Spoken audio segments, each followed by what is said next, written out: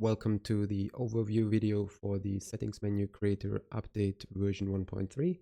This version mainly focuses on the improved prefab-based workflow, so you no longer have to really go back and forth between edit mode and runtime to see the changes. So you can stay in the prefab, use some of the new functionality to add, remove, update, change all the UI elements for all your settings in the menu without actually having to exit the prefab. Now let's start by going to resource generator. And as always, when you create your menu, create the resources first. So I'm just going to put them in this showcase folder, and I'm going to select the two tabs at the top, menu layout, tab menu.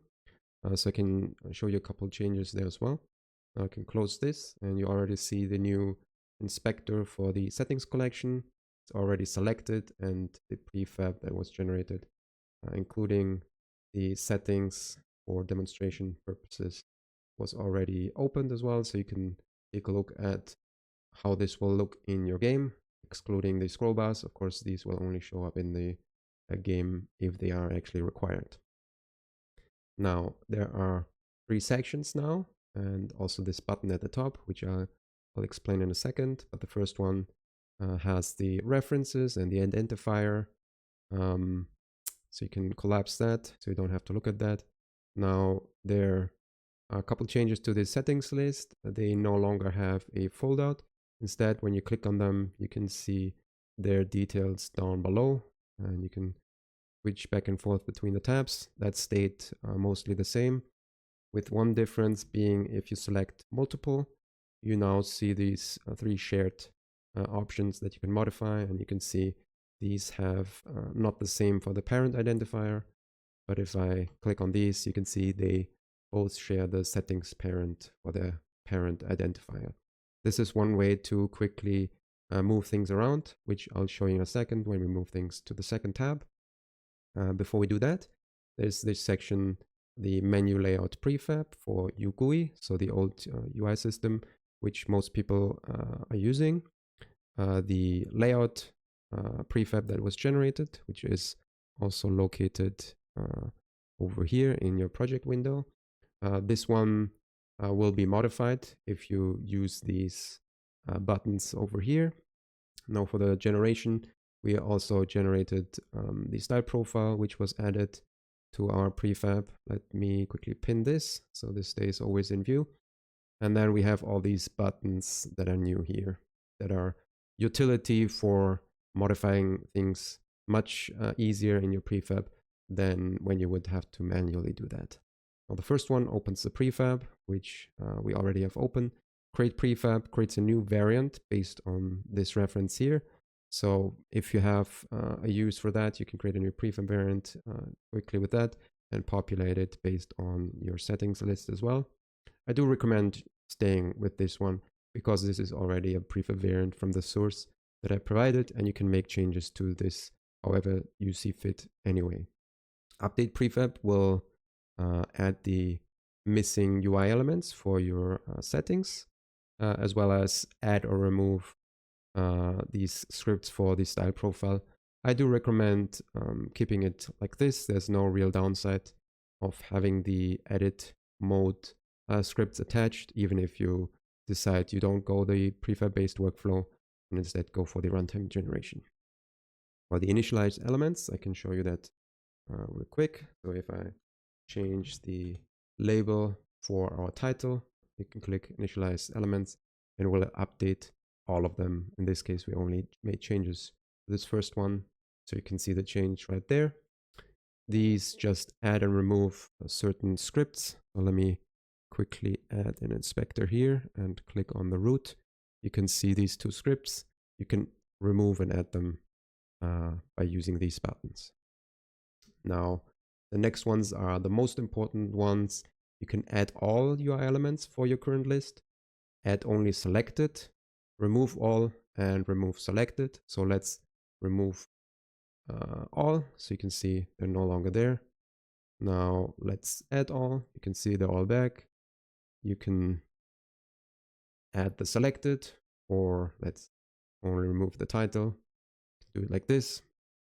Let's add all and make some rearrangements here. So you can see that as well. And then this no longer reflects the prefab, so you can rearrange the elements in the prefab by clicking this reorder all, or respectively only the ones that you have selected. Vice versa in the other direction. If you make changes on the prefab and you want this to be reflected on the settings list, you can use this reorder settings button. This is very important if you use the, what is it called? The automatic navigation setter here, which is also by default attached. And that will allow you to automatically set up everything for the navigation in the menu, so you don't have to manually assign which element goes to which one when you click down or up. All right, let's get back to the settings collection.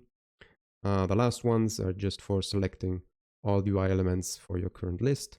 Select the selected, so you can see they're showing in the hierarchy, and you could make changes here. And of course, this is always be reflected on the prefab because you made changes directly on it. And now I can show you the reorder settings here as well. You saw these switched around a little bit.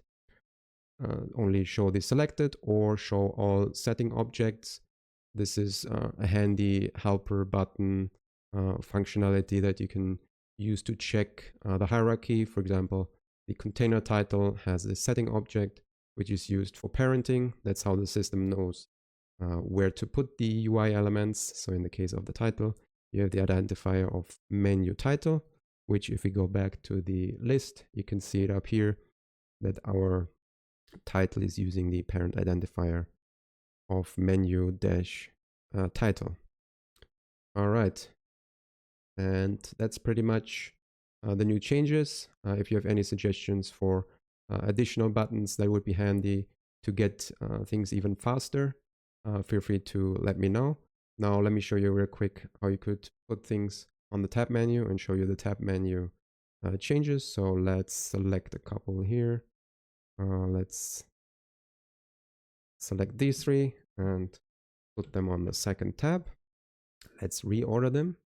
And now we can go click on our tab menu, and there are a couple improvements here.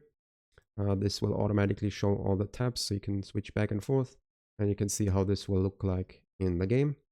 You can update the tab names if you go to the content sources here and say, for example, general, and I don't know, audio. Of course, our settings do not necessarily reflect these names here, but just for the sake of demonstration, let's update the tab names and save so Unity recognizes those changes, and you can see they are updated as well.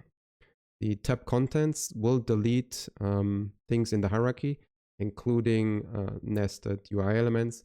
So if you do that or initialize everything, you would need to re-add your UI elements using the settings collection here. Add all, add selected, or of course manually as well is always an option. Now the last thing that I wanted to show you is this open in editor window.